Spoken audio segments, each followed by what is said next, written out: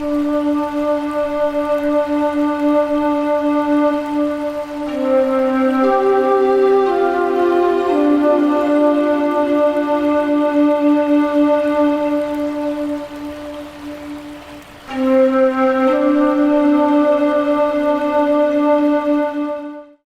everyone. This is another Freedom to Feel conversation, and my guest today is Terrell. He's a therapist, life coach, and trainer. He's the author of Achieving Self-Compassion, Giving Yourself the Gifts of Happiness and Inner Peace. So this is my brief intro to Nate, but the full bio will be at the end of this video. A question that I love asking, I always begin this way, is what inspired you to do what you're doing today, Nate? What's the backstory of you? Well, I've had a long career as a therapist and a coach, as you said, and I've loved everything I've done in terms of providing help and service to people. And as you also know, I'm really big on self-compassion. You know, I have a passion for spreading self-compassion far and wide, and a belief that if we can fill ourselves with love, we have an abundance that we can pass on to other people. However, I found that in working with trauma survivors, a lot of what we historically think works well, like meditation and mindfulness and compassion, just didn't go deep enough. So I've developed this approach, which I look forward to talking with you about today, that really helps us kind of weed out the protections that we develop to deal with the trauma. And I found it to be effective. And it's really, I'm not necessarily a final chapter in my therapy career, but it's a big moment because I've always struggled to really help trauma survivors, because the pain they experience is so insidious. So the approach I want to talk about today really is a way of sort of slaying our internal dragons and weeding out what's blocking us from emotional freedom. Yes. Yeah. What's not to love about that? It's emotional and spiritual freedom. This is actually the topic of our conversation, as you mentioned. So specifically, the topic is how trauma survivors can achieve emotional and spiritual freedom. So, and the main topics are around protections, as you said, and spiritual freedom itself by accessing universal consciousness. So the first question, guided questions here, is about protections. So how can we eliminate our protections through inner dialogue to help trauma survivors in their healing process? So yeah, that's the first open question to you, Nate. What we can do is have dialogue, as you say, out loud or internally with our protections. Our protections develop often when we're young and often unconsciously to protect us, whether it's fear, distrust, anger, as we get older, maybe addictions.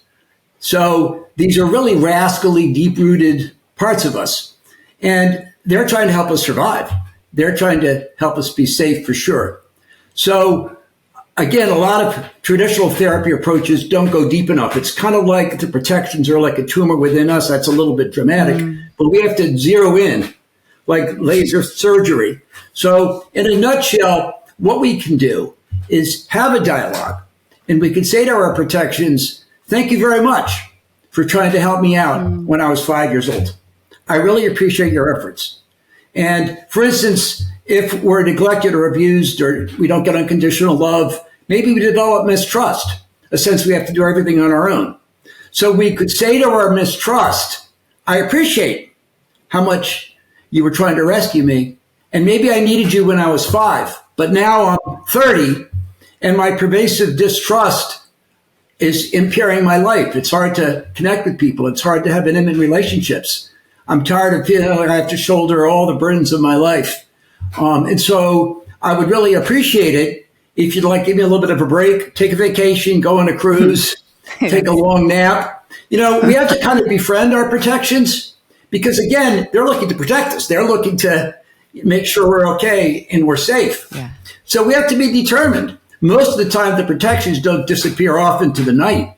Most of the time, the protections are startled.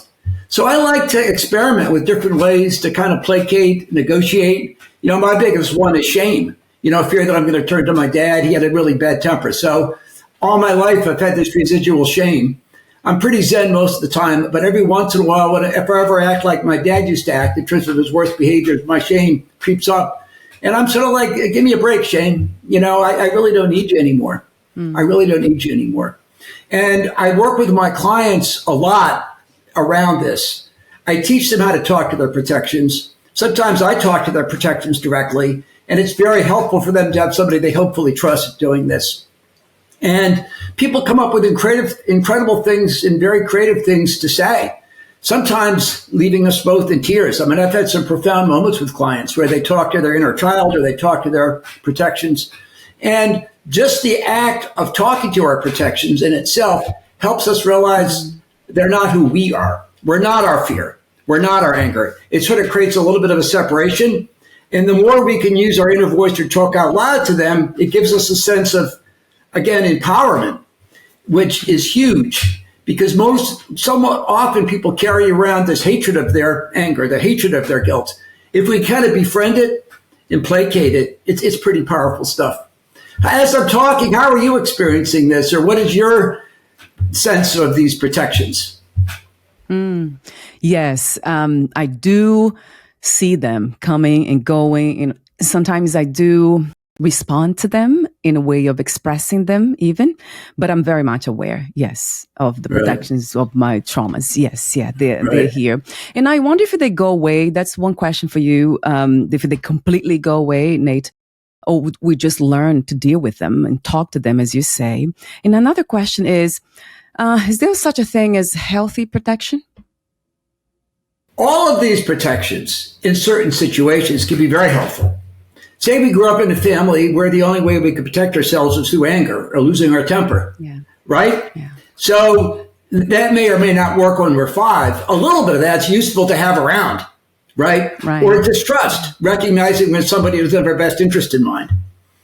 Certainly, I think many people sort of have sort of hypervigilance, looking out for danger all around them, particularly survivors of severe trauma. And a little vigilance can be very useful. I mean, if you're walking in the woods and it's getting dark and you hear a noise behind you, you're going to start a little bit. So yes, we don't want to totally eliminate our protections, but if we can eliminate, it's sort of like if you start a campfire in the woods and starts to get out of control and you call like 6 fire engines, like you don't need your protections to that degree.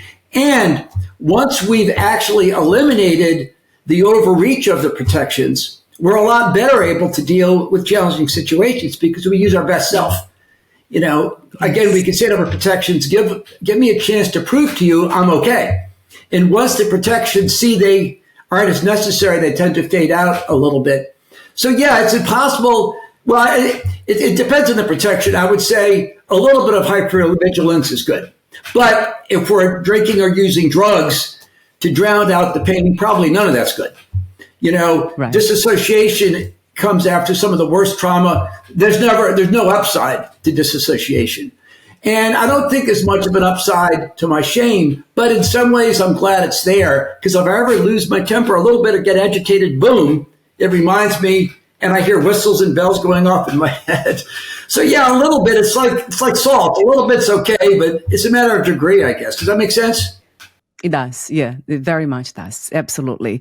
Yes, in my case, has been an interesting play now it's more playful thing, because I know it's just an experience. So I can't really push away experiences. So I just let it be. And of course, and I try to be as truthful as possible and have dialogue with, if it is my husband, if it's Chris, I'll talk to him, but in a way that's playful. It's almost like, I even start like this, I have a story here in my mind. Does it make sense to you? And then I begin with that, just to make sure, I won't hurt him in any way. But it has been playful these days. That's right. And we can be playful if we're in a situation, we go back to a high school reunion and all of a sudden we remember the bullying we felt. We can be playful and say, okay, fear, I know you're there. Give me a break. You're right about that. We don't have to, oh my goodness, my protection's coming. We could just say, I know you're there. I hear you. I see you, Right. And just kind of move on. That's great. Right. And even the pain that comes with it, Nate, I have learned to feel everything, just let everything just flow, and I feel it. And sometimes it's painful, sometimes it's sad, and that's okay too. So I have learned to do that, and that has been very helpful, to just let it come and go, just feel it. Don't try to Right. push away. Not pushing anything away has been a big one for me as a practice. That's right. And there's a big difference between authentic emotions, whatever they are, which come from our authentic self, our life experience, Yeah. and these protections, which are kind of rigid and dogmatic. It's different. They're not like real emotions because, again, they evolved when we're 5 years old. You know, and so you're right. It's great to feel everything we're experiencing, tune deeply into our authentic self, be real, be in the moment, go with the flow. I'm not talking about eliminating any of that. I'm just talking about eliminating whatever's blocking our ability to be fully expressive. Yes. Yeah. Before we get to that point to eliminate the protections, as you call it, do you do any kind of initial work to open up the client, the person, to the experience of having this dialogue with protections, or you just go to it directly? I usually explain the process to them pretty carefully. And a lot of times I prime the pump because they're not sure what to say. So maybe I'll talk directly to the protections. And sometimes I play the role of the protections to help them sharpen it up. But another important point is people are often afraid to challenge their protections. So I'll talk about it's okay, you're safe. Yeah. There's no danger here. Right. You know, and people don't even understand what their inner voice is. It's the part of us that chooses what we focus on. So people get it pretty fast. I don't have to spend like 3 sessions gearing them up for it. People usually get the concept pretty fast. You know, I'm often amazed at how quickly they grasp it. There's 2 women in the barbershop today got it completely. You know, I don't think either one of them have a degree in psychology, but it's not that complicated. The problem is people just don't know what to do about it. You know, they don't know how to talk to these protections. Yes. Yeah. And I might be getting into the next topic about spiritual freedom and universal consciousness, but I also feel that has a lot to do with belief systems, which makes sense, right? So it's a pattern. Right. It has to do with the belief. So if we believe that we are the body, mind only, then it's easier just to get caught up all the time, right? With dynamics of body, mind. It's so easier. So that's it. The next topic is how do we gain spiritual freedom by accessing universal consciousness? I call it pure consciousness, but it's the same thing, I guess. Everything to me is one thing. So first, I want to ask you the question of how did you come to that experience? And do you call it an experience, this, accessing universal consciousness, Nate? Yes. You know, I think you can read everything in the world about spiritual awareness or God or nirvana. We have to experience it to really realize how rich it is. And for me, I really came across it during meditation. I've been meditating off and on really for the last 50 years, probably since I was in college. And I'd always enjoyed meditation like a day at the beach, like a brief respite from life. But it wasn't until I went through a pretty severe trauma about 5 years ago that really shattered my worldview and left me with a lot of doubt in terms of the unpredictability of the world around me. And the pain I was experiencing really forced me to go to a deeper place. I'd always experienced universal consciousness. When I meditate, I go down, down, down, deep inside myself. I visualize going down. It's sort of like my psyche's a mountain. I'm going down, down, down. And I don't know when it was. It was many years ago. All of a sudden, I found myself in this white light, in this stream, in this flow. And to say it was life-altering would be an understatement. I don't know how to put into words how it felt. It was free. I left the realm of thoughts and feelings so far behind. I wasn't like out of body. I mean, I knew I was still sitting there meditating, at least like a little bit of me knew that. I just flowed along with it. And then after I had this trauma, I really had nowhere else to go in the outside world that gave me a deep sense of safety. Right. And so I started meditating all day long. I didn't mean to jump ahead. I was going to talk about this later on, but it's relevant here because I think for a lot of trauma survivors, sometimes it's hard for them to access this place because you have to have a sense of trust to jump into it. But sometimes it's the only place they can find, or they go to church, or they talk to a spiritual leader. So I think for me, it's through meditation, is through walking in the woods, trying to quiet my thoughts, trying to be aware of everything I'm feeling and experiencing in the moment. But most importantly, it's really during meditation. It's really during meditation. And early on, a couple times I actually thought I died. I don't mean to sound dramatic. I was so far into this deep peace. And I feel very, very fortunate, my friend, in that I've gone to this place so often. It's sort of just become part of me. It doesn't mean I don't have my 20% shame or anxiety. It doesn't mean I don't get my buttons pushed. Doesn't mean I sometimes feel insecure. I'm thin-skinned. I want everybody to like me. I still have my anxieties. But each time I go to this place, it kind of greases the wheel for that. But I wanted to ask you about your experience with this place. You're into the Vedanta philosophy. You've taught me so much over the years. I want to find out from you, how do you experience this place? And how does it tie into the Vedanta philosophy that you love? Yes. I will answer that question in a moment. But before that, I got to ask you another question. Okay. Just, before even I make a comment about that, I'll ask that question. Do you clearly see a difference between the mind and what you call universal consciousness, Nate? Without a doubt. You do? Without a doubt. Okay. It just feels so different. It feels so different. When I'm in my head, I can feel myself actively thinking, right? Yeah. I would actually say this. In my mind, it's much more of an intellectual experience, even if I'm in the moment. Yeah. The universal consciousness is so much more visceral, so much more visceral. It's so safe and so abundant and so expansive. Again, I don't lose my mind entirely, but I'm out of the realm of mind. I don't know how to put it. I'm sort of grasping for words a little bit because it's really, really hard to describe the feeling. And it does involve a lot of trust. This is why trauma survivors sometimes struggle, because if somebody's focused on protection and being safe, to ask them to leave the realm of those protections. But yes, it feels very, very different. It just feels so different. I'll tell you, I can't really describe it, as I keep saying. Right. It transcends our thoughts, our feelings, our identity, all of that. It just transcends it. Yeah, I love the way you say safe. And then I often ask, when I have that experience of, the feeling of safety, who is safe? Who is feeling safe? Right. So I always ask that question because I know ultimately safety and peace, it's what we are. So it's not that we are apart from it. So the real us, as we call it, the authentic self, from what I understand, it's just already it. So there's no really an observer, or there's no distance, there's no gap between. It's just so complete.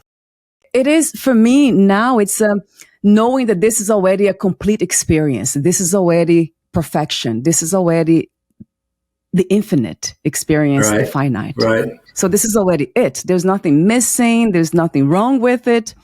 But when we go to the belief system that believes that we are the body and the mind, then, it becomes so much heavier because now we feel like we are this limited, entity just flowing around here as human beings. That changes everything. Yeah, I don't know if that's clear to you. It really is. And you've taught me so much, your books. I've listened to so many of the podcasts you've done. And I think the thing I think most often when I think about you is you're saying we're not living a life. We are life. We are life. And so when we leave the realm of the mind, we're not observing ourselves anymore. We're not thinking, gee, I wish I reached these goals, or I need to perfect myself. Or if we're life, there's nothing to think about. There's nothing to grapple with. Right? Is that what you mean by that? That we are life? Yes. Well, we have the ability to think. So everything seems to be like, it's part of this experience. So everything's an experience. It's like, you probably have heard that before. It's like watching a movie. So we get to feel everything, even when it's very intense. It's a violent movie, horror movie, whatever it is, or very emotional. We feel everything.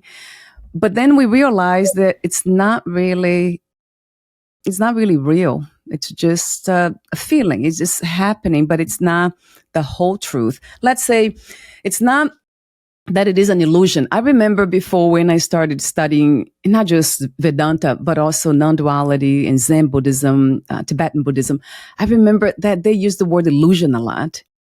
and even a dream, that's an illusion. This is a dream. This is a lie. But that's not how I see it from the last 7 years. It has changed. Now it is like a dream because it's not the whole truth, this reality. So it's like dreaming. And then, if you wake up in the middle of a dream and then you say, wait a minute, this is interesting, but I know I am in bed sleeping. I'm safe. I'm calm. Everything's perfect there. This is just a dream. So, and then it is real as long as it lasts. That's something that really, I keep reminding this entity, the mind, just this is as real as long as it lasts, like a dream, just like a dream. I think how I relate to the dream is when we're dreaming, our limbic system is firing off all these stories, all these messages. Mm. But they don't seem real at all. Like we'll see a flying pig or something, and it's not that nothing matters. I think it matters tremendously to be loving, caring, and compassionate and have a life of service. And, I would never say, nothing matters. Yes, how we treat other people matters big time. In fact, I think human kindness is like what the most important thing of all. But the flip side is, as you say, we create our reality by our thoughts, by our beliefs, our perceptions. And that's why it's so empowering to use our inner voice to choose what we focus on. We can create our reality. I sort of see our inner voice like the cursor on our computer. We can choose which box we open up at any moment, and that freedom is ultimate. It doesn't mean what we feel isn't real. It just means we have the capacity to sort of change what we look at, or, maybe like a bad memory we sort of put in a box for a while. So I do believe in the dream to a large extent, but again, that doesn't mean it's not important to be kind and loving to other people, Right. And I'm not suggesting you're saying that, but I don't think, I think that to realize we have tremendous power, and I guess this is the core of emotional freedom, right? To choose what to focus on, to choose how we act, to choose how we talk to our protections, and ultimately choose to enter this realm beyond us. And that's a choice, I think, to some extent. If we're always closed off and suspicious, we're not going to enter some other realm. I mention here all the time, all the conversations I have about the teachings of Vedanta, how I understand reality. The dream idea it's not that doesn't matter because it's a dream, because it is real as long as it lasts. So I don't think we want to make a nightmare out of it as long as it lasts. It might last for a long time. Who knows? Too long of a time. So yes, of course, love, kindness. And I think that comes with the realization anyway, that we are peace itself, that we are love itself, that we are awareness. You see, it's not that we're just aware of things, that we are awareness itself. It's the perception, the something about the mind, the attention changes. And now you're not really focused on the experience itself as much, which is interesting because I have lost interest in a lot of things, that I used to like, food and music. There's so many things that I'm not interested in anymore. Really? Well, why do you think that is? Because you're more focused on awareness than what you're being aware about? I guess that's the key. We are the awareness. We're not necessarily what we're aware about. But why do you think you've lost those interests? Just because you're so internally focused? Or why do you think you've lost those things? Yeah, it might be part of the process of being so in a contemplative state that something happens to the mind because it turns, it shifts. Now it's inward. So it feels complete. It feels like this is everything. So there's no more need for anything external to feel complete, to feel happy, to feel peaceful. That's what it is. It feels limitless. It feels already everything that I'm looking for. It's already. That's right. My experience is so parallel to yours, and I've learned a lot of this from you and the other wonderful people you've interviewed. Everything we're talking about today leads me to have a certain detachment from the outside world. It's so much of how I felt about myself and my life went up and down. We always try to get everything lined up in our life just right to be happy or fulfilled. Right. A huge, huge part of all of our energy, I think, particularly when we're younger, is to kind of create this life.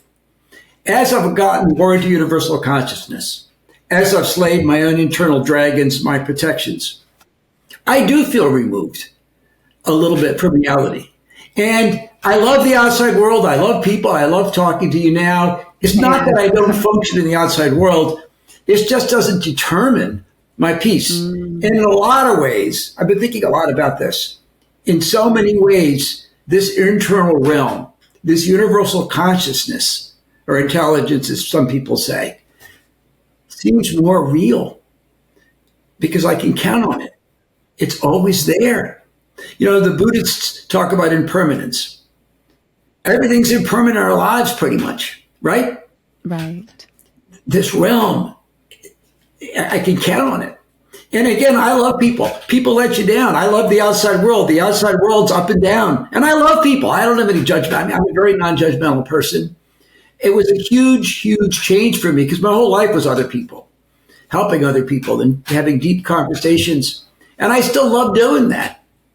But it's no longer the sort of the core basis of my life. The core basis of my life, as you say, is this being aware that we're the person that's aware, but we're not the ups and downs in our life. And that's freedom. I think that's the ultimate freedom because nothing can constrain it. There's no limitations because it's not about building a certain identity or showing off or how many Facebook likes we get. It's not about any of that. As you say, it's just about being. It's about living. And I feel the same detachment. Do you miss the outside? I mean, sometimes I wish the ups and I mean, I love a lot of things about life, but I sort of want it both ways. Yeah. I want all the ups, but I don't want the downs. And I think it's hard. That's, I think, impossible. As I sort of detach from the outside world, I may not have some of the highs, but I have a deeper peace. Does that make sense? Is that what you're sort of talking about? Yes, but something happens, Nate, once you understand that what we are, not who we are, but what, then everything changes. And at the same time, it doesn't because what we are, it's always there, as you said beautifully. It never changes. And that's why it feels like safety, like a safe place, but it's a placeless place, really. Right. It just is. It's funny how we are something so amazing, limitless, infinite, and we kind of get caught up in the finite. Well, without a doubt. And I feel it so deeply from you. You know, I've had the one time to meet you, look forward to seeing you again in June. But when I listen to your podcasts, Yes. I feel that spirit. I just feel it so deeply. Your authenticity. I know you've had some challenges in your life for sure. Oh yeah. It's just a feeling I get from you. And I think as we enter this realm, as we become more peaceful, Yeah. I think it's something other people can pick up on. I know I can be anxious and edgy, particularly with my wife, and I think it wears her out sometimes, although she's very loving and supportive of me. Oh, yeah. But when we're calm, when we're present, I often think, like, how would Valeria handle this? I think about you a lot because to me, you have found this. It's just evident. You have found this place within, and maybe everybody's place is a little different. Again, for me, it seems a little more like detachment, although I know it's all one and I believe in non-duality. Yeah. I think for you, it's the Vedanta, but I just feel your presence. I feel it from Chris too, for that matter. You know, I just feel that. And I'm so happy for you that you found that, you know? So. Yeah. Thank you, Nate. I don't know if I can say that it seems like it finds us at some point. And you mentioned trauma, right? That opens the door in a way to look for a place that is safe. We can call it safe, or it's troubleless. So there's something about going to trauma. Yes, and I went through a lot of trauma, complex trauma. So I think that opens the door. It really does. It has been my door anyway. So my way was always spirituality because therapy was not really something that I, for some reason, was not interested in. Of course, I needed. That would have been helpful, very helpful. Well, you found your own way. You found your own way. Yes. How fascinating this experience is. Every time I just contemplate it, it's just incredible to be here. And then, one of the questions that I ask myself a lot of times is if it ever ends, if one day, awareness stops becoming aware of, what would that look like? Probably darkness when I'm aware of anything. So do you think, or do you feel that maybe this never really goes away, that we are always aware of something. And in that, we are always experiencing, a form of reality, a form of life, probably at different levels for some of us. But how do you feel about this, the afterlife and what happens when we lose the body? Of course, I don't know that anybody ever has known for sure. But in this stream, I have found deep within me the stream of peace and light and warmth and joy. I like feeling as if I still have my uniqueness. Yeah. I love so much of the outside world. I love being of service and being compassionate and playing with my dog and walking in the woods and spending time with my wife and family. I love all those things. So I visualize I'm in the stream, but I'm in my own boat. I'm encapsulated in the stream in my own sort of identity. I don't want to lose my identity. Some Buddhist stuff, some people talk like, and it's all good stuff. Like the point of life is to transcend our sense of self. I don't want to transcend. I just turned 70. I think I have some good years left in my life, hopefully. I love being kind of who I am. I don't mean to sound egotistic. It's not a big ego or being better. I know I'm no better than anybody else. So I'm in the stream and I'm in my own boat in the stream. And I love both. I love the stream. I love my individuality. And then I think when I die, when I leave this body, I leave the boat, but I'm still in the stream. I'm still in the stream. And I don't know what that looks like. My level of awareness, my presence, I don't know what it looks like. But the stream's always been there. The stream's always been there. And it's made up of all of life, for sure. For sure. And a little more practical note in terms of our time on this earth. I saw something on Facebook about in 100 years, people won't remember us outside of maybe a picture on a wall or something. But it said, of course, we all know this. It's what we've given. It's our love. My wife and I have an adorable 2.5-year-old granddaughter. The love we give her and her parents give her, she'll pass on to her children and grandchildren. Your love and care in your podcast, in your book, we pass it on. It makes a difference. It makes a difference.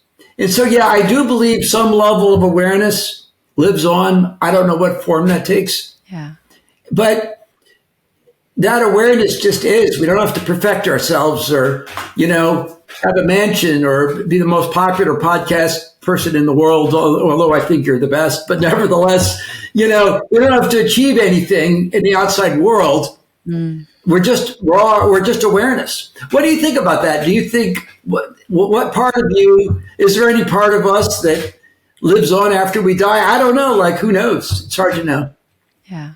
I guess for me, the question about mind continuation and what happens after we pass is, I'm wondering, because I don't want to go through the same traumas that I went before, because we don't know why we go through these things.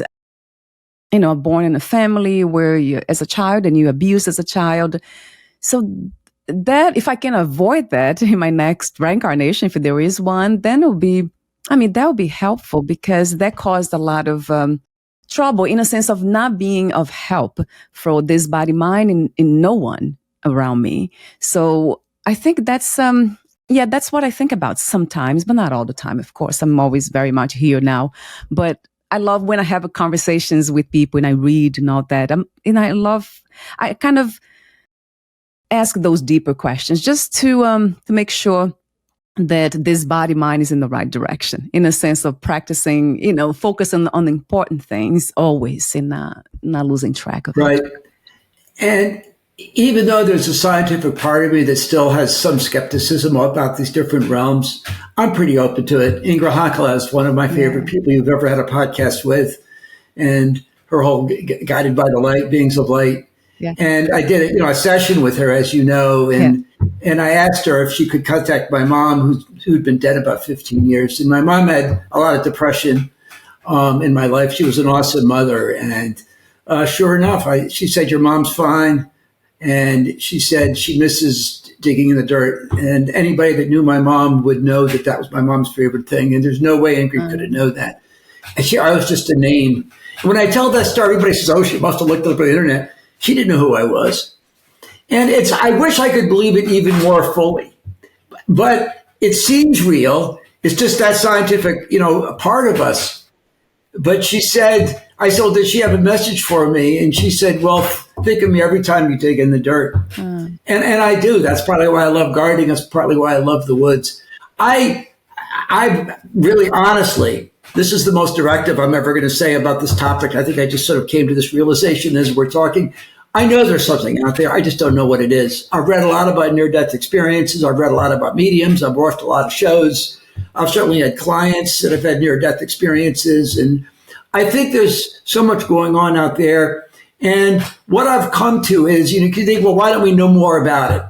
I had this situation a couple of years ago where a tree fell and bounced off of my head. If it hadn't hit the railing, it probably would have killed me or put me in the hospital.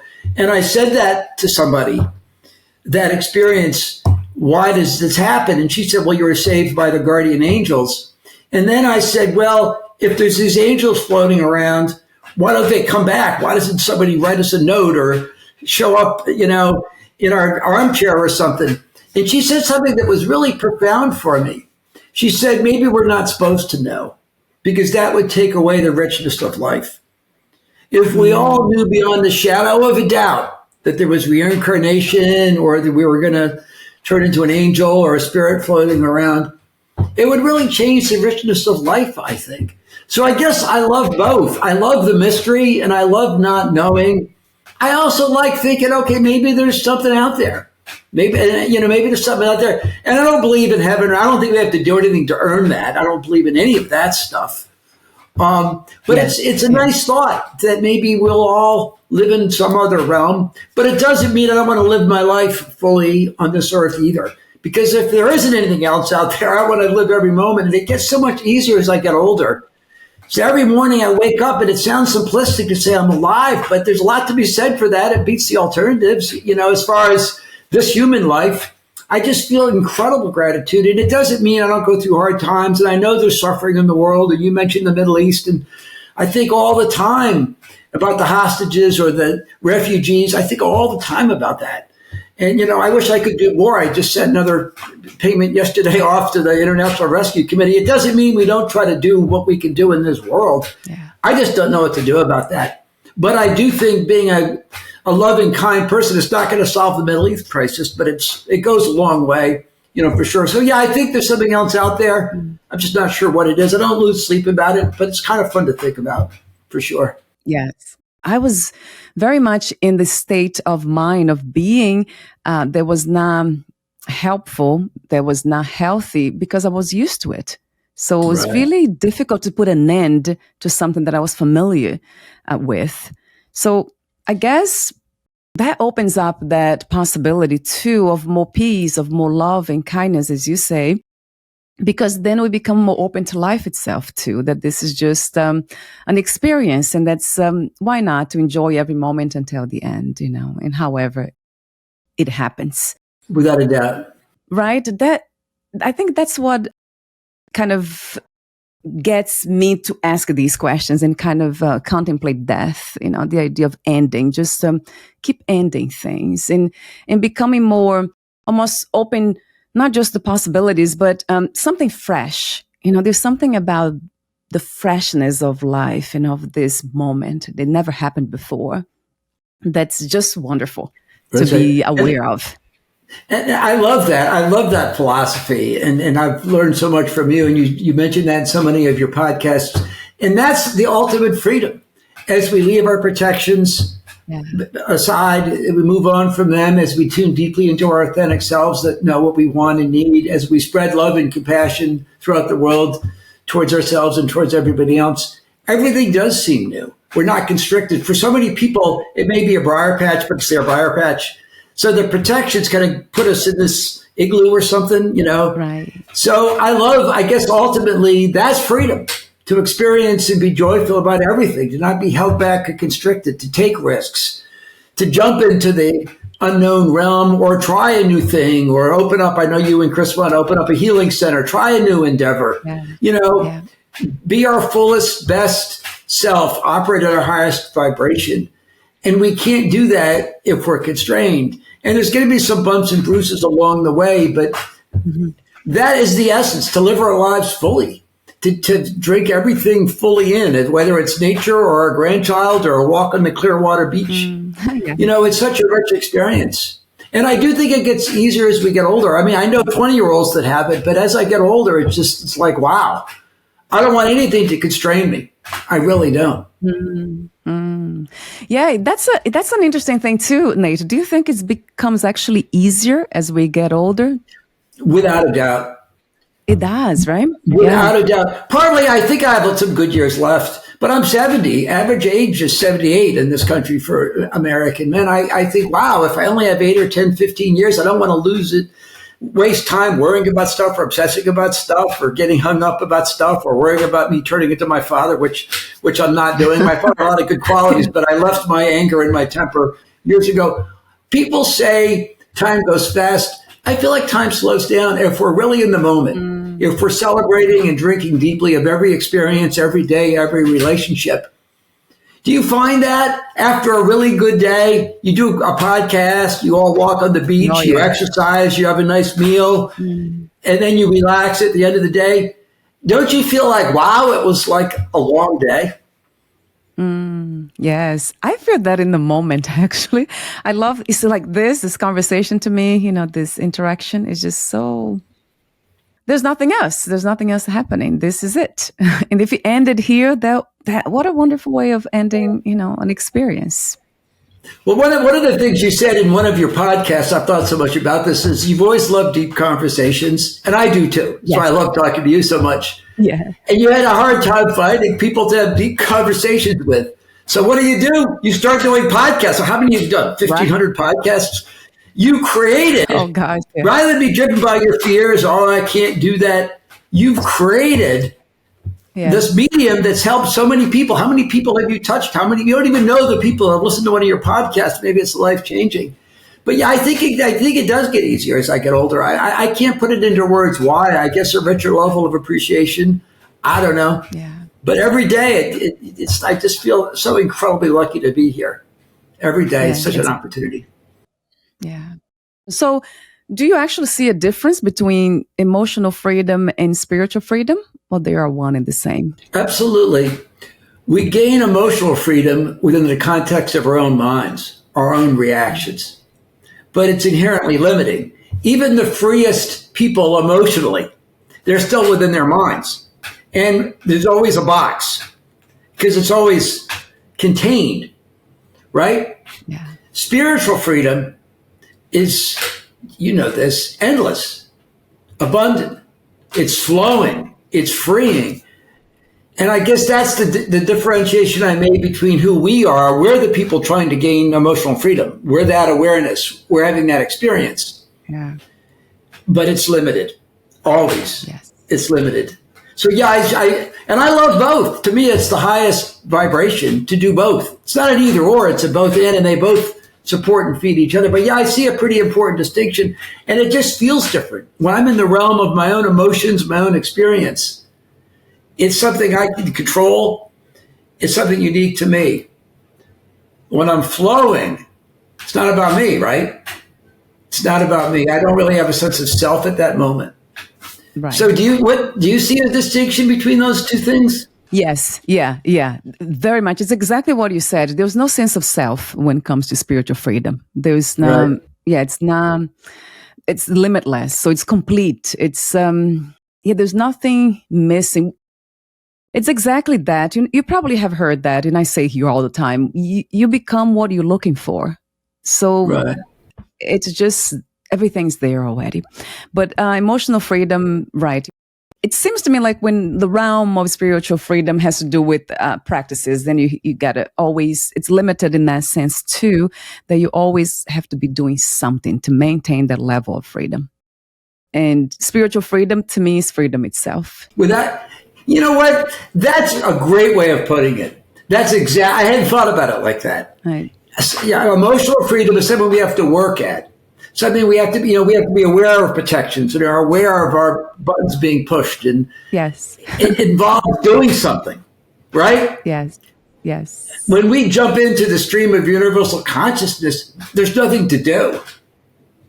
We're just there, right? Yeah. That's probably the best way of, I hadn't thought about it quite like that, but because it's not about us anyway. So there's what's to do, right?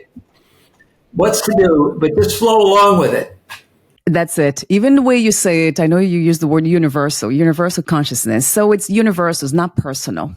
So that Right. says a lot too. There's no really a person there doing anything. It's just the universe, life itself, consciousness itself. And there's no end to it. I mean, we're all going to die. I haven't quite accepted that, but I think it's true. There's going to be an end to our lives. Yeah. But there's no end to universal consciousness. Maybe that's why I love it. It gives me a sense of possibility and realms and hope. And, like I remember the early Star Trek days. I loved Star Trek because it was expansive and exploring and new. And I love the music and the whole thing. It's just like, wow, there's this whole big world. And I guess that's really what it's all about. Huh. Entering this whole realm. And I feel fortunate to have found my way to accessing it, I guess. Yeah. I love that you have done that. But it doesn't surprise me because of your openness. You're always very open to life. So would you say that once we find spiritual freedom or freedom, we now become more identified per se or connected to freedom itself, then do you still believe that there's a need to do anything about emotional freedom, or spiritual freedom automatically kind of takes care of emotional freedom? Yes, it's a great question. Yes, I think I find even as I maintain a deep part of me, this deep inner peace, I still need to work on this. Some of my reactions, I'm thin-skinned. I take things too personally. I get insecure. I tend to obsess about health stuff. I'm painfully aware of the limitations that I find in trying to get that deep peace. It's an ongoing struggle. Particularly as it relates to some past trauma, I get my buttons pushed. So no, I wish the universal consciousness or intelligence washed all the way. That hasn't been my experience. Maybe it's been somebody else's experience. It hasn't been my experience. And I'm not nearly as zen as I may come off. I'm pretty zen, but I still have my own, again, insecurities or, how am I doing? Or somebody doesn't call me back. Oh, they think I'm this. I still have all of that. So yeah, I'm still grappling in a way, but they kind of feed each other because as I gain, as I detach from the ups and downs of the outside world, the challenges in the inside psychological seem less intense. Okay, somebody doesn't call me back. Okay, probably they're busy, but in the end, does it really matter? Does it make sense? How would you see that? I mean, do you think we can wash away all of our psychological challenges by jumping into this spiritual realm? What do you think? No, because that would mean that we will have to get rid of the body and the mind. So it's almost like, we have to lose everything, and that doesn't happen. For some people, I guess it happened before. I do have I've been in touch with some spiritual teachers of Vedanta that they seem to be pretty free from any emotional, let's say, burden. They don't have that, but maybe because they have not experienced any serious trauma too. So I don't know. It's hard to know. Desmond Tutu and the Dalai Lama did a Netflix thing called Joy. Now, I think both of these men have had a lot of trauma. They were so playful. And I'm not saying they didn't have, I don't know, but I think some people are farther along than me for sure. I'm still working on my head. I'm still working on my protections. I'm enjoying the process. I've gotten pretty good at dialoguing with them. I guess I would say this. I think when it comes to the spiritual stuff, like I'm there, I'm in it, I'm flowing along. And I would say with this stuff, I got some mountains, not necessarily mountains to climb, but it still pops up. And even like physical pain, you can have all the spiritual freedom in the world. But if you have a physical challenge, you have a heart attack or you break your leg, I wouldn't say to somebody who just went through a tremendous trauma, just tune into your spirit, or God, like that's kind of sad. That's arrogant. A big part of what I do as a therapist, just listen to people talk about their pain. It's not about la-di-da, it's not about that. You're alive, appreciate that. That's arrogant in a way.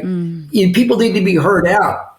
So I guess, yeah, I'm aware that, yeah, I still need to devote my efforts and my focus, but I've made progress for sure. And the whole thing is to let go of judgments anyway. We're all just working on each other. We're all just, what's that famous person said? We're all just walking each other home. I think Ram Dass said, we're all just walking each other home. We're all just trying to make the best life and be the best people and being as loving, as kind as we can be. There's not some perfect being out there for sure. We're all just doing our best every morning. That's my wife's mantra. I love that about her. My wife's like, we're all just doing our best, So if I behave in a way maybe I'm not proud of, she's like, okay, you did this best you could. I love that about her. It's a great way to look at life. Yes. My experience has been it's much quieter. The mind, it just quieted down a lot more. It was so loud before, with the pain from traumatic experiences. And for the last 20 years has been much quieter.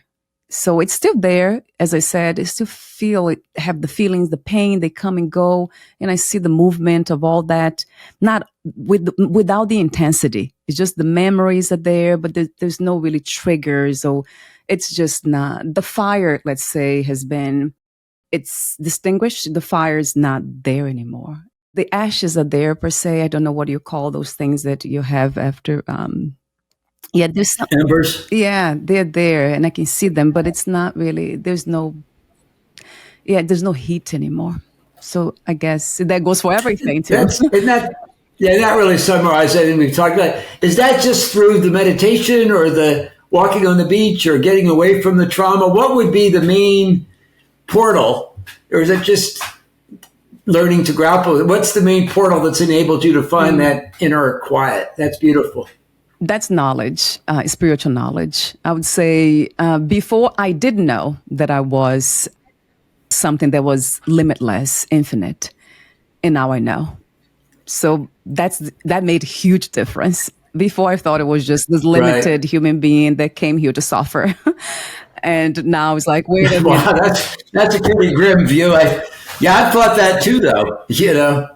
Wow. And then that changed it's almost like in Vedanta, they say it's basically it's the antidote to ignorance, right? When we don't know something, if you don't know that putting your hand on the fire will burn the hand, then you will do it. But if you know, then you won't do that anymore. So it's the power of knowledge. It's knowing something. Yeah, I would say knowledge, and I would actually use the word awareness too. Just being able to step back and reflect on our protections, just being aware. And it is knowledge. We're aware of what we've learned. And that's freedom. Yes. To know we are the person that can make those choices. We are the person that can learn to be more loving or compassionate or appreciative. We are the person that can start podcasts or, write a book. It really is so freeing because we can take a step back from the ups and downs of life. Yes. But you do seem to have such a calm within you. It's like, wow. Yes. I guess that you see everything I refer back to that knowledge, Nate, because it has so much power to know something. It's not a belief system. It's not a trust even. It's not faith. It's knowing. I know. So, and I don't even know what the I is. It's like I knows itself. It's like awareness it sees itself. Wow. So it's like it changes everything, and it doesn't at the same time, because like we have been talking, the emotional part of it, the person, it's still there with all its troubles. But there's something that happens. And I guess what you have written about in your book about self-compassion, that's what comes up for me a lot, is compassion. Something in me has compassion for the limited, the one who suffers. When I see myself going through some of those emotional, let's say, residues, and with my husband or whatever it is, and then I feel compassion for the person. I really do. It's almost like I appear as an image in front of myself, like, oh, I feel, and I know what you've been through. It's almost like the inner dialogue they speak of. That's so beautiful. I've always felt this inner knowing. I've always thought that so strongly. And I saw a therapist a couple of years ago who mentioned our inner knowing. I said, what? Hold it. You know about that? Yeah. I think we all know that. Yes. We all know that too. And I'm glad you brought up about service, because I would hate for anybody listening to this to think that when we talk about authentic selves and following our bliss, it's about being selfish or arrogant. The irony is the more full of life we are, the more we leave our protections behind, the more we have, where our cup overfloweth. I just want to go out and embrace everybody. I mean, not everybody wants me to embrace them. Yeah. I feel so full. I want to chat with strangers. And, it just leaves me to want to spread compassion. But we have to give that to ourselves first, as you well know, so we have more to give. But it's a both and, it's not an either or. I guess it's interesting to me.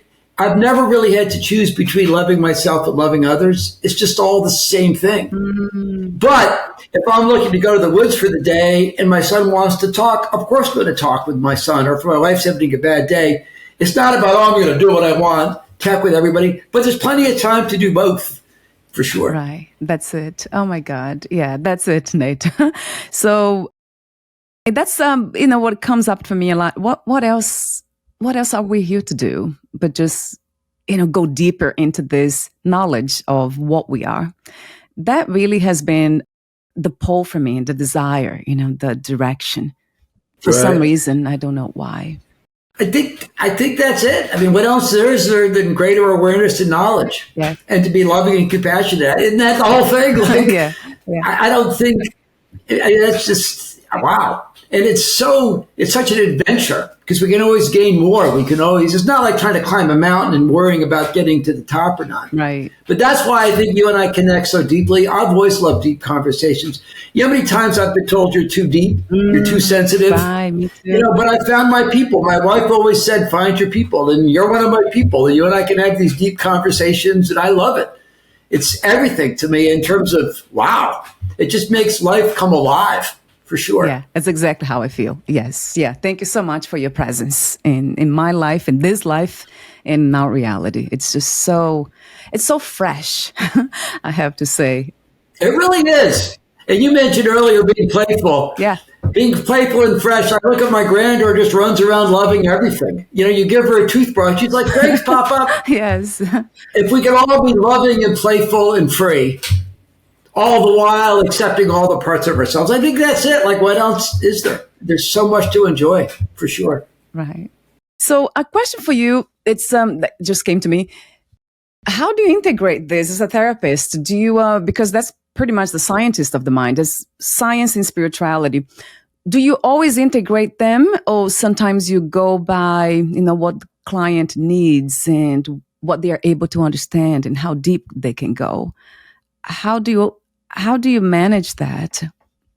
I often ask my clients if they're interested in trying to find a deeper place within them. I don't want to force it on them. I'm not trying to proselytize. Some people can't get there or don't want to get there.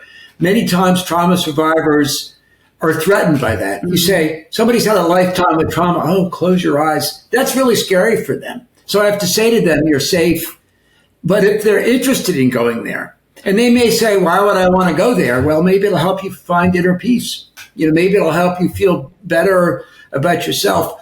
If they're interested in going there, I'll probably say to them, what's a place real or imagined where you feel totally peaceful? The beach, the mountains, lying in bed on a cold winter's night.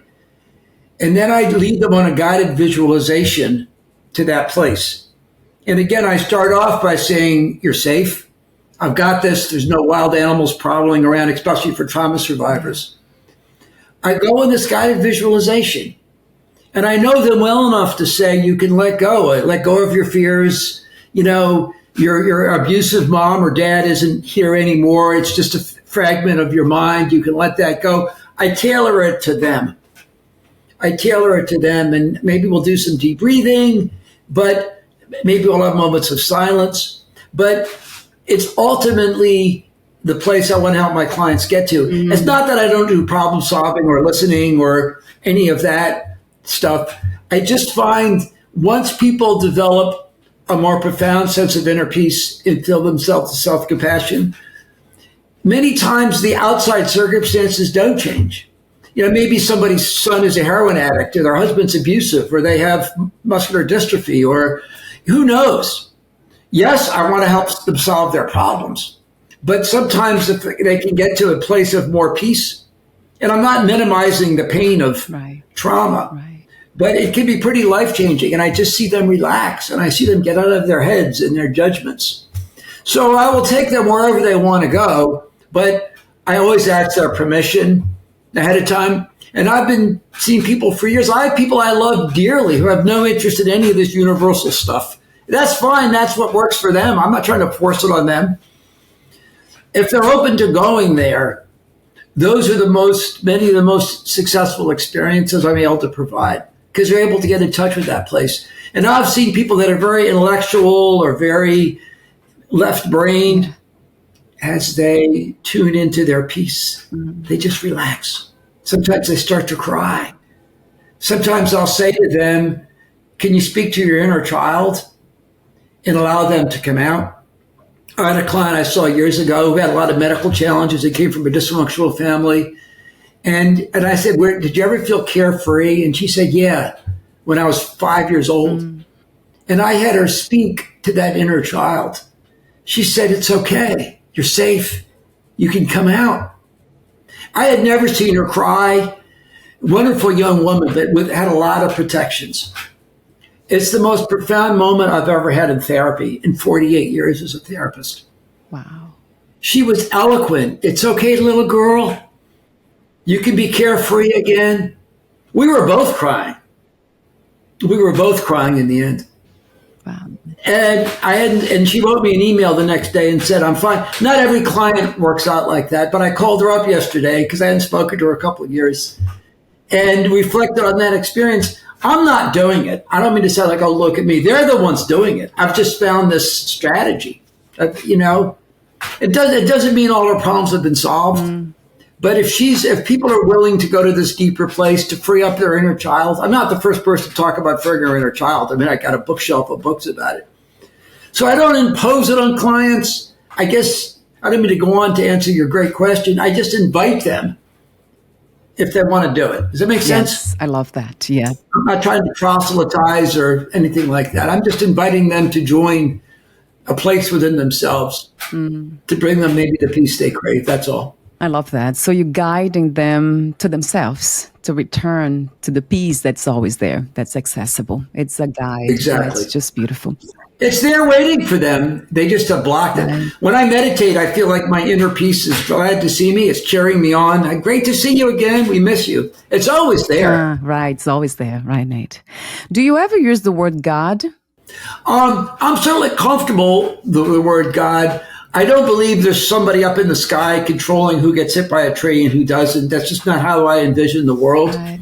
But if God is a spirit, if God's universal consciousness, if God's ultimate forgiveness and light and love, fine, it doesn't matter what you call it. People get so hung up on these words. Right. It's all the same place. Nirvana, Brahman, Yahweh, it's all the same place, right? There's not 20 different places for every religion and every faith. So I'm certainly comfortable if the word God works for somebody, hallelujah. Be in God, be in love, be in light. It's just a word. Yes. I'm comfortable with any word that leads us to feel full of life and joyful. I don't understand why we battle over these words. It's like they're just words. Yeah. I interviewed somebody, you probably have not heard his interview because it was a long time ago. I forgot his name, John Robinson. He wrote a book titled I Am God. That was his latest book. He's a Vedanta student too, and he's a psychotherapist too. He was for many years, and then he retired, and then he has been always a student of Vedanta, and then finally he wrote a book that the cover, it's really like big letters, I Am God. So when when I say that to my husband and anybody around me, and especially Christians, they really don't understand that. They find it to be very strange. At least, the minimum they say, it's just something strange that I am God. And that's an interesting thing to see. It's almost like we are so identified with the limited that we have a hard time believing that we are limitless, that we are infinite. And that's kind of sad in a way, right, Nate? Yeah, without a doubt, we are spirit. We are life. We are joy. We are abundance. It's in all of us. Right. Right. And again, I'm not like God, oh, I can control whether it rains or not. Like, I don't believe in that. But to think we are the Spirit, all of us, Yes. not just you and everybody listening to this podcast. And I guess I want to say that to anybody listening, particularly trauma survivors that maybe have rigid protections. We all have the capacity to find the Spirit. At the same time, I want to honor the trauma. I have somebody coming in that never had therapy. I'm not going to say, oh, la-di-da, find God. I'll listen to the trauma. I'll cry. I'll support them. Sometimes it takes a long time. This young woman I talked about earlier today, it took like 2 years of therapy, I think, to get her to the point where she could be even like open to this. And she's a pretty successful, happy person. Of course we're God. We're Spirit. We're love. We're light. We're all of it, right? Every single one of us. Yeah.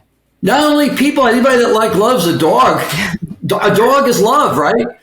I mean, I don't mean to sound simplistic about it, but of course, I don't know, it seems a little pompous to say, oh, we're all God, but we are whatever spirit's out there. We're life. It's us. Yeah, right. Right? Yeah. I guess because the hesitation about the word God is because of the belief systems again, right? That God's something outside of us, something that's perfect, infinite, limitless, eternal, and we are not. I guess that's the separation Right. when we understand God. Well, without a doubt. Yeah. And I think this is why I'm so comfortable with Buddhism. I'm not trying to proselytize. I mean, Buddhism isn't even a religion, but for Buddhism, we are Buddha. It's Buddha-like. We're not trying to achieve Buddha. Yeah. Buddha said, if I point you to the moon, it's not about me. It's about you finding the Buddha nature. I'm just pointing you in that direction. And Buddhism, but a lot of religions say that. I mean, Jesus said, be like the child. Every religion has said this. Yes. Be spontaneous, be joyful, be your child, be love. It's not just Buddhists that say it. I think I relate to the Buddhist piece of it so much because I just love the idea. I have smiling Buddhas all over the house. Yeah. I love that image of the smiling Buddha. We can all be the Buddha. The Buddha's not something we're trying to get to. It's something we can be. But if it's God you want to be God. Why not? More power to you. Yes, yeah, without the idea of the ego, right? Without the protection, because that's not needed. Without a doubt, right. So Right. we are almost at the end, Nate. Is there anything that you would like to add at the end of the conversation? Anything you'd like to, that you have not said? Any questions that I didn't ask? I do have your services here that I'll mention your website too. But there's anything else that you left unsaid? Well, this has been wonderful, and thank you so much for this opportunity. Again, particularly for trauma survivors out there. First of all, I'm so sorry for the trauma you've gone through. And second of all, I would encourage you just to try whatever is helpful, whether it's dealing with your protections, whether it's meditation. There's so much good stuff. There's EMDR. There's so many good treatments. At the same time, I don't mean to invalidate your pain. It's not like, oh, la-di-da. It's hard. People carry around this. But there's so many different approaches. And I just want not only trauma survivors, but everybody listening to this video or watching this video to know I'm behind you all the way. And there's so many possibilities. And you're all awesome. We're all awesome. I'm not narcissistic people that are creating. They may be awesome individually. They're not doing awesome things. But everybody I know is awesome. My clients, my friends, everybody's doing their best. Everybody has the capacity for light and love. So we're all part of this.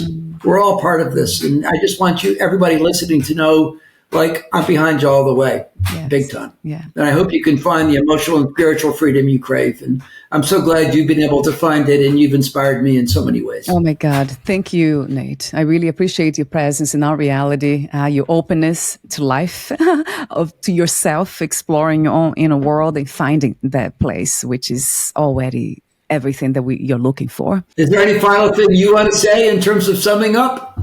Oh, gosh, I would stay here for much longer talking about Vedanta and exactly that message of that we are what we are looking for. I keep saying that because it's so, once the mind understands that, then that's it. I'm already at peace. I'm already it. Whatever I'm craving, whatever I'm in pain about. That's it. This is the place to explore, to investigate. It's never out there, not blaming anything or anyone, but it's always here. So I guess that worked for me. And that's a path of knowledge. So knowing what I am has enabled me to explore who I am in the limited realm, and it has made a huge difference.